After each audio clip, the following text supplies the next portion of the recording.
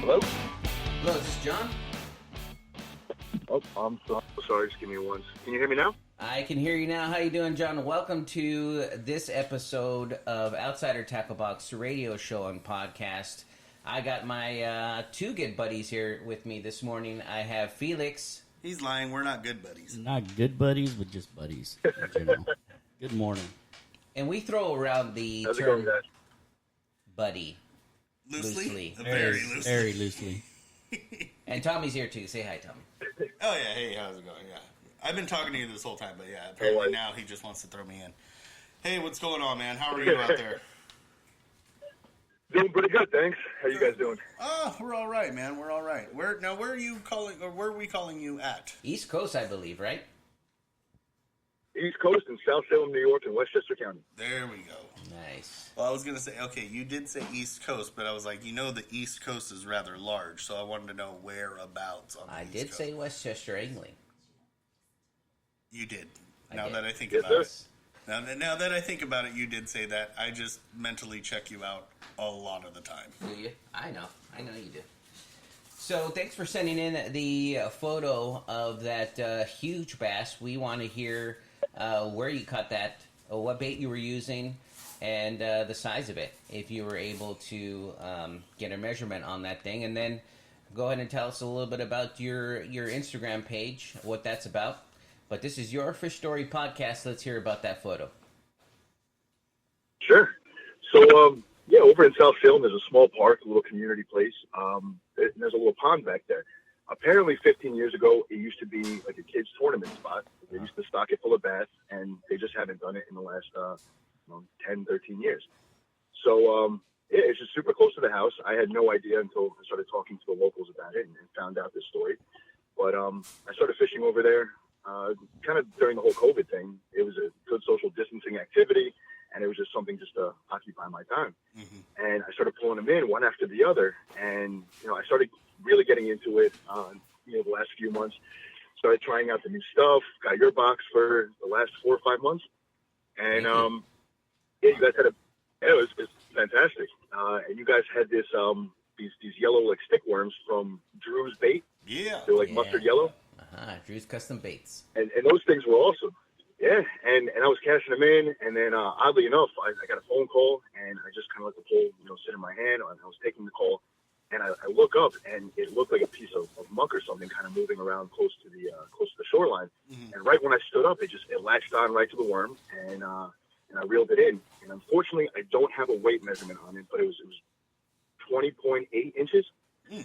So it was a decent size for this super small pond over here, and it just kept going and going. And then the next day, a few buddies of mine, like I said, after this whole COVID thing, I started getting into it, and then my mother, she got into it, and we've always liked fishing, but now we had an excuse to do it more. Yeah, exactly. And then my buddies started getting into it, and they started buying out all the gear and stuff from like Dick's Sporting Goods or whatever, and then we just started making it like a weekly hangout where people would just come and visit.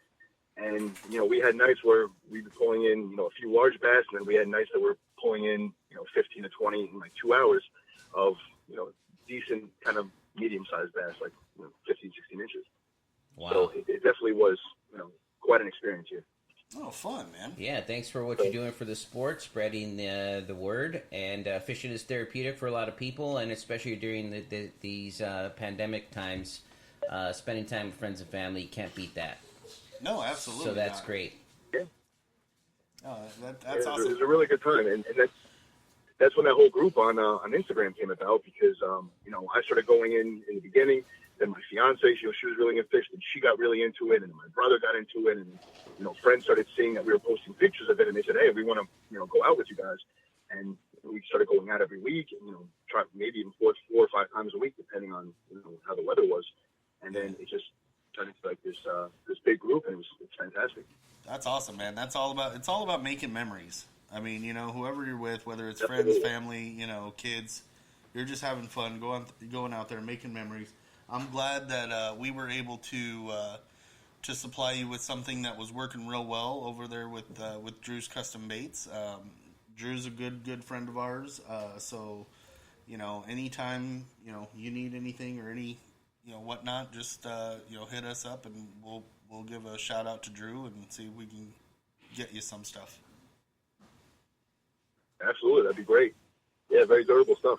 Yeah. No, I was using the same worm all day. That's awesome. His stuff holds on. I mean, it's great.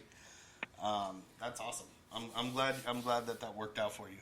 Now tell me more about this little Park Lake. So it's just been basically kind of left alone for like the past 10, 13 years type of thing, or?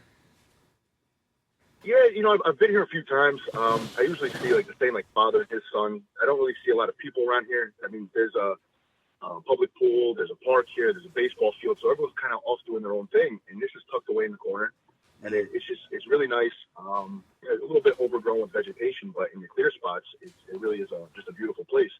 And where I am in South Salem, very fortunate enough to be right down the road from this huge reservoir, and then there's just bodies of water everywhere. Oh, okay. So we're not having a particularly good day over here at this pond. Then we'll shoot over to the reservoir and see if we can pull in some catfish and stuff. And then if that doesn't work, and it's all this weird word of mouth stuff. And I went to there's a bait and tackle store locally. Mm-hmm. The guy said, "Hey, I've seen your car parked over there. You guys must be going here a lot. That's awesome." And he handed me a map of the area, and he was like, "Check this spot out. Drive 3 miles and check this spot out." And he marked 15 different places on a map all over these 3 little towns, and it's been fantastic. Nice. It's never a dull moment here. Yeah, it was really cool. That's awesome when you have somebody like that that runs the bait shop. That's like, hey, go over here, go over there. They're willing to help and not keep everything a secret to themselves and whatnot. That's really cool. So tell us a little bit about your setup. I imagine for a small pond, you don't have to put too much weight on that thing. How you get? Are you fly lining the worm, or how you getting that thing out in the water? So usually I have the spinning rod. Bait casters, I enjoy bait casters, but for some reason I'm still not grasping it 100% without That's after okay. a few casts eventually I'll get a bird nest. Paul and Felix both. Neither are we. Yeah, Paul and Felix cannot grasp that concept either. I've been spin casting since I was a kid, and I'm not that old, but I'm in my 40s now, and I just bought my first bait caster rod. And, I remember my first bait caster. Thank you, Tommy. I have been bird nesting quite a bit. I'm getting the hang of it, though. There's very few bird nests I'm able to fish. It's less, but it's still there. Anybody can tell you that. Even it happens with those rods, with the bait casting. Mine was right out of the box. Reels. I was ready to go, dude. I was no problems. Right. Let's get back to John because it's his fish story podcast. Let's not talk about you bird nesting. Sorry.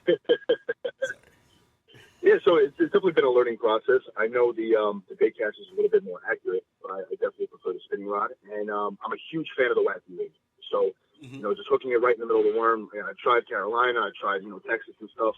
I'll get a few bites, but for some reason, just that natural action of the worm kind of bouncing there has been, really lucrative for us. The only thing, there's a lot of vegetation around here. So, when you look down on a sunny day, it's nothing but that algae and other stuff growing at the bottom. So I definitely have to clean the hook off every few casts, but it's just the amount of times that once you cast in there, within 10 to 30 seconds, you get that first bite, and then kind of have to sit there and set the hook, and it's such a great feeling. Oh, especially when a bass that big hits. I mean, that feels like a bull on the other end of that thing. Yeah, the photo op. Oh, absolutely. Is that's what we go for. Yeah. Take a picture of this big fish. So You're still waiting for that big fish. I'm still waiting for mine. I have yet to see you pull out a big fish. I'm just saying. Yeah. So that's great. Let's hear a little bit about Westchester Angling, your Instagram page. Yeah. What's that all about? Is that just is that your group? Tell us a little about Westchester Angling. Yeah, so once all of us, my buddies and family and everything, we started going out and hitting the water. We had some great photos. We kept catching some really good fish. So the more we started posting them, we wanted to kind of just make a separate page for that because people were getting kind of sick on my personal page of seeing fish pictures. So we did that just for the simple fact of just expanding the name a little bit and just getting more people involved. Mm-hmm. And just stuff. I have guys from New York City reaching out to me once they start following the page, like, hey, I'm off Monday, Wednesday, Thursday. I really got into fishing the last few months. A few things I definitely want to learn. Are you in the area? I can come to you. And it's been really cool. just the amount of people and the stuff that I reach out to. That's how I find out about your box. And people constantly reach out, like, hey, I lost my job due to COVID. I've been making, hooks and stuff like that. Would you want to give them a shot? I'm like, yeah, absolutely. That's so awesome. Just like, I really enjoy like independent businesses and, local businesses and stuff, because just the quality and everything is far surpasses any of the, that bulk stuff. Well, I love going to Bass Pro Shops, don't get me wrong. Who doesn't? Any bait shop, I could spend so much time in there. And to be honest, that's why we kind of started what we did here, was because we liked a lot of the homemade baits and the stuff made more with heart in it, we call it. It's like conveyor belt kind of baits, or you get the homemade stuff ordered online from somebody, and A, you're helping them out in this time of need, and B, the quality is just so much better. And that's why 100% agree. And even... Oh, go for it. I'm sorry, what were you saying? Oh, I was saying, and that's why we work with like Drew's Custom Baits, Get Hooked, which is our buddies over at Columbia River Hookers up in Oregon. I mean, that's why we work with those companies. They're smaller companies, guys working out of their garage kind of thing, but they make higher quality stuff. So, but yeah, continue on what you were saying. Definitely. Yeah, so even like the companies that I've met through like the Instagram page and everything. I mean, I met one guy in Florida. He owns this company, Nibble Bait Company, and he makes very durable soft plastics. And anything, he's like, hey, you want to give me a shot? I said, sure. He reached out to me every hour saying, hey, you want this shad? I have 6 different options of eyes. Why don't you pick one? What kind of colors do you want? I can make something. And then just the cool stuff that he was doing. It's completely customizable, and that way you feel a part of it as well. And then you just take that much more pride when you use those products and cast that stuff out. That's awesome, man. That's awesome. It's like your own personal color combination or things like that, and that's pretty cool, dude. Anytime, and we're going to support you here on our website, as well as the radio show and everything like that. We will support Westchester Angling.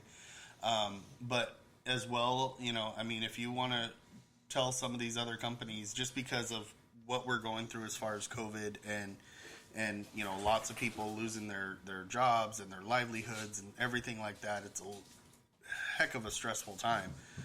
If you want to tell some of these guys, hey, look, reach out to Outsider. They'll help you out. They'll help get your name out, because that's what we do. We help put out in those boxes other small name brands as well as bigger brands, but it's to help them, succeed. And if you hear a lot of grunting, I'm sorry, in the background, just Paul. It's Paul's dog he brought to the studio, so you just hear it like dog. But we're talking to we're just hearing it like grunt and run around in the background, and it's like really loud. So. We're talking to John from Westchester Angling, fishing out of the East Coast. Thanks for everything you're doing for the sport. Yeah, and for getting other companies. these, these mom and pop guys. These guys making these artisans, really what they are. Yeah. They're doing their work from their garage or their kitchen, wherever they're doing it, and we're trying to do the same thing you're doing. So please continue to grow the sport and send us in photos. We'll share them with everybody on our page. Yeah, and you are always more than welcome to be back on the show. Reach out to us, and we'll continue on this this fishing friendship, and just kind of. And tell me, New York is on the other side of the... That's where it is. Yeah. Just so it's you not know. Florida? Like no, Florida is America's wang. That's right. Sorry. About 2 days to drive there. Florida is America's pee-pee. And New York has a different time zone, just so you know, Tommy. I know. Right now, he's there. halfway done with his day. Yeah. And we're still over here in this cesspool of California. I mean, lovely California. Anyway, sorry. Anyway, but no, dude. I mean, like I was saying before, Paul's dog started grunting in the background. Anytime you talk to any of these other companies, be like, just tell them, hey, look, the guys over at Outsider, if you want to reach out to them as well, they'll help you out. And same thing, dude. We'll give them a shout out. We'll give you a shout out. We want to help spread and help these companies and all these people that are working through all this crap that's going on. If there's anybody you want to give a shout out to, this is the time. Anybody you want to say hi to, go ahead and do that.